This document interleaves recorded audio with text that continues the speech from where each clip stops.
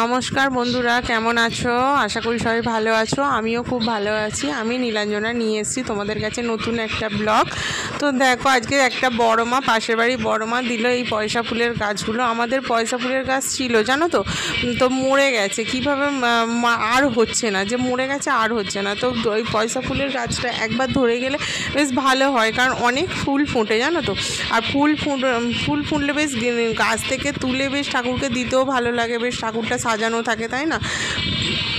একদম ধরছে না, অনেকবার বসানোর চেষ্টা করছি, একবারও ধরছে না। তো বড় মা বললো যে আজকে বৃষ্টি হচ্ছে, ওদের অনেক চারা বেরিয়েছে, তো নিয়ে না দুটো বসা, দেখ ধরে কি। বললাম তাহলে দাও, বলে অনেকগুলোই দিয়েছে। দেখো ওটাই বসাচ্ছি। আসলে কি বলো তো, মাটিগুলো না একদিন কুপিয়ে দিতে হবে। ছাদের যে টবগুলো আছে, মাটিগুলো একদম চেপে বসে গেছে। গোটাটা একটু কুপিয়ে দিলে, ভালো করে সার দিলে হয়তো গাছগুলো বাঁচবে। কিন্তু কে অত যত্ন করবে? সারাদিন সংসারের কাজ করতে করতে হয়ে যায় যে আর ভালো লাগে না, তাই না? সময় দিতে হবে একটু গাছের পেছনে। সত্যি কথা, আমার অতটা সময় হয় না। আগে ছিল, ছেলেটা যখন ছোট ছিল, অনেক পড়াশোনা করতো না, তবু সময় ছিল, তবু একটু গাছের যত্ন করতে পারতাম। কিন্তু এখন আর সত্যি আমি সময় দিতে পারি না গাছের জন্য, ওই জন্য গাছও বসাই না। কিন্তু ঠাকুরকে রোজ একটা করে ফুল দেওয়ার জন্য তো একটা গাছ থাকলে ভালো হয়। তো গাছগুলো বসাচ্ছি আর হচ্ছে না, ওই জন্য আজকে বসালাম। দেখা যাক, বৃষ্টি হচ্ছে, যদি ধরে তো ভালোই হবে, তো ফুল পাবে ঠাকুরের জন্যই করা। তো দেখো বসিয়ে দিলাম। আর একটা টব ছিল জানো তো, টবেতেও কয়েকটা বসিয়েছি। অনেকগুলো গাছ দিয়েছিল, টবেতেও কয়েকটা বসিয়েছি।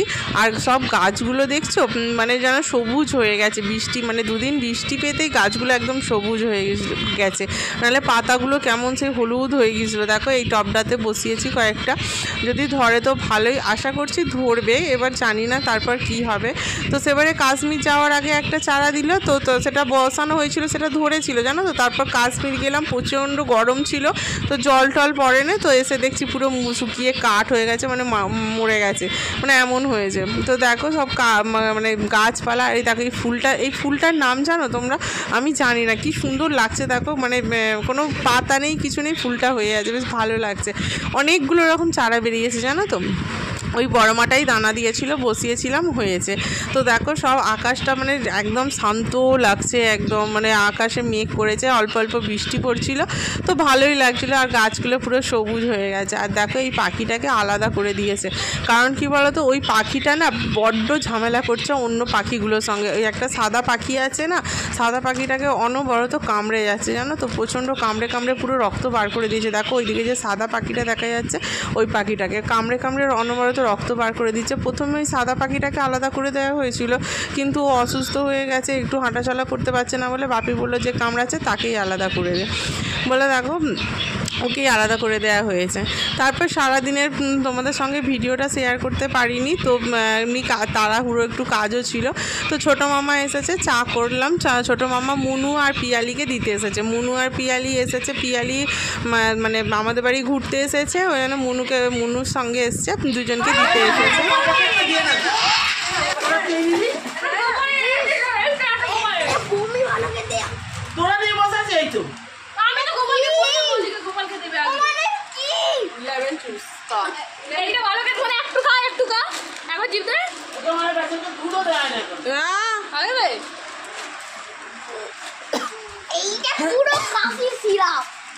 কাশি হচ্ছে, কমে যাবে।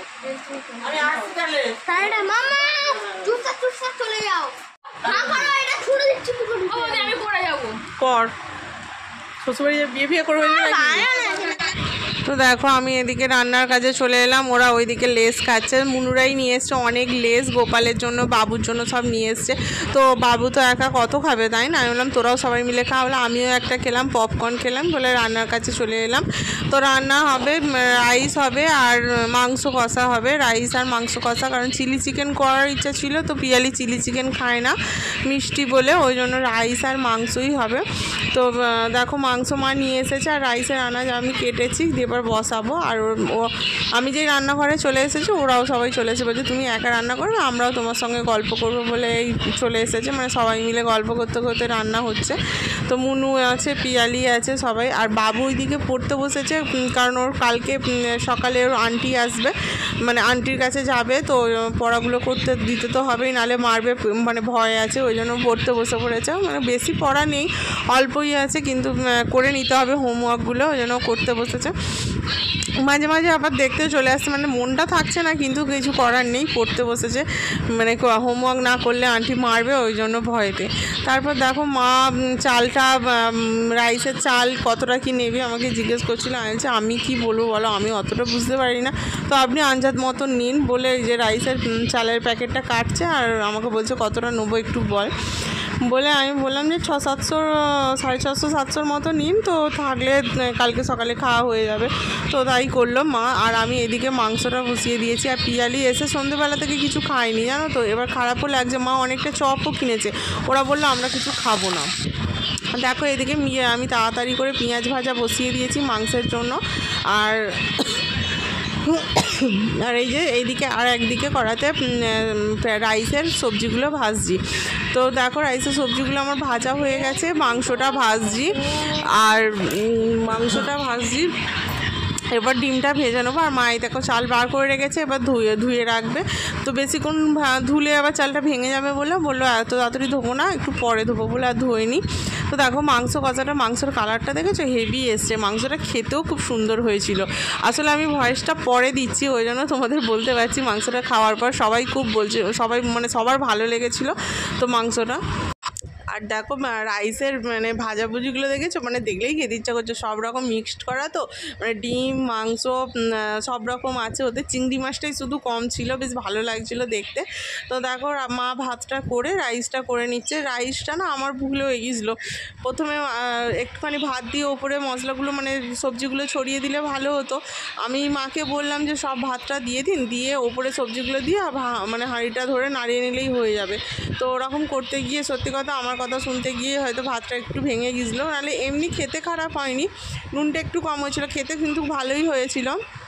আর একটু ভাতটা ভাঙা হয়ে গেছিলো, আমারই ভুল। বিরিয়ানির মতো করে ওটা সাজিয়ে নিলে হয়তো এটা হতো না, ভাতটা ভাঙতো না। কিন্তু মা বলেছিল, আমি বললাম দেখুন ওরকমভাবে যদি না গোটাটা সবজিটা পায় তার থেকে করুন, যে একেবারে দিয়ে নাড়িয়ে নিই। তো ওরকম করতে গিয়ে অনেকটা ভেঙে গিয়েছিলো, খারাপ লাগছিলো নিজে, কিন্তু কিছু করার নেই, যা হয়ে গেছে। দেখো দেখতে কিন্তু ভালোই লাগছিলো, হালকা একটু ভাতটা ভেঙে গিয়েছিলো।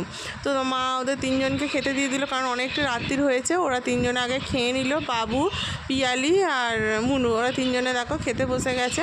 তারপর আমরা খেতে বসবো, আমরা একটু পরেই বসবো, কারণ তোমার দাদা আমি মা আসেনি এখনও, ওই জন্য দাদা আর বাপি আসেনি বলে আমরা একটু পরে বসবো। তারপর দেখো ওরা আসতে আমরা খেতে বসে পড়েছিলাম, কারণ ওরা সেদিনকে মানে কারখানা থেকে আসতে না অনেকটা দেরি করে ফেলেছিলো, ওই জন্য আসতেই আর হাত পা ধুয়ে খেতে বসে গেলাম।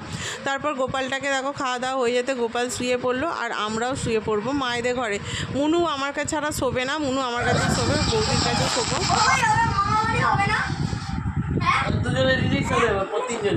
হ্যাঁ, 3 মূর্তি আছে, 3 মূর্তি হবে, 3 মূর্তি আমরা আছি।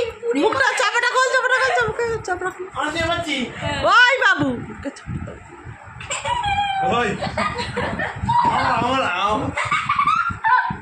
আরে সামনে লাগে, আরে ধরো, এই বাবা হয়ে গেছে। সবাই মিলে একসঙ্গে শুয়েছিলাম মায়ের ঘরেতেই, ও তোমার দাদা বাবু মেঝেতে শুয়েছিল, দেখতেই পেলে। আর মজাও করছিলাম, অনেক রাত পর্যন্ত গল্প করেছিলাম। দেখো তারপরে সকালবেলা হয়ে গেছে, কাজ সেরে ফেলেছি। মা নিয়ে এসেছে পকোড়া, পকোড়ার মাংস। মুনু পকোড়া খাবে বায়না করছিল, মানে বলছিল যে বৌদির হাতে পকোড়া খাবো, তো ওই জন্য মা মাংস নিয়ে এসেছে। আমি ম্যারিনেট করে রাখলাম। আর সকালবেলা বিছানা ছেড়েছি, দেখে মনে হচ্ছে তোমাদের আমার বিছানাটা বলো, তো আমার ছেলে ওরকমই করে, যখন বিছানায় বসবে গোটা বিছানাটাকে ঘাঁটবে, ওরকমই করে। তো দেখো তারপর খাওয়া হয়ে গেল, পকোড়া টিফিন খাওয়া হয়ে গেল, সবাই মিলে খেয়ে দিয়ে দেখো রান্নার দিকে চলে এসেছি। এসেছি, রান্নাঘরটা পুরো অগোছালো হয়ে আছে। মানে আমি আনাজ কেটে দিয়ে চান করতে চলে গিয়েছিলাম, মা কোনো রকমে মানে যেগুলো পেরেছে করেছে, শাক সেদ্ধ করেছে আর মাছগুলো ভেজে রেখেছে আর আলু ভাজাটা করছিল। তো চারিদিকে মানে জিনিস অগোছালো হয়ে আছে, আর আমার রান্নাঘরের জিনিস যদি অগোছালো হয়ে থাকে না, আমার রান্না করতে ভালো লাগে না।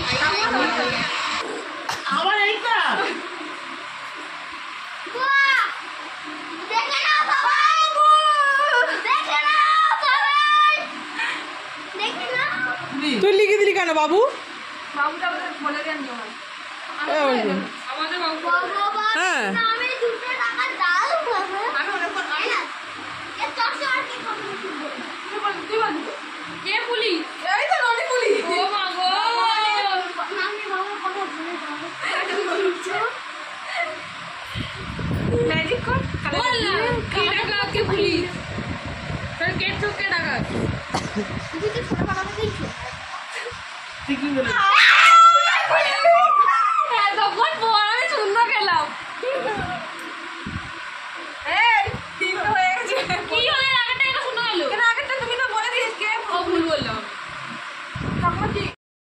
তো আমি আগে কি করলাম, রান্নাঘরটা গোছালাম, গুছিয়ে তারপর একটা একটা করে রান্না করলাম। দেখো রান্নাঘর পুরো গোছানোই হয়ে গেছে, দেখতেই পেলে পুরো পরিষ্কার। আমার পরিষ্কার না হলে আমার বিরক্ত লাগে।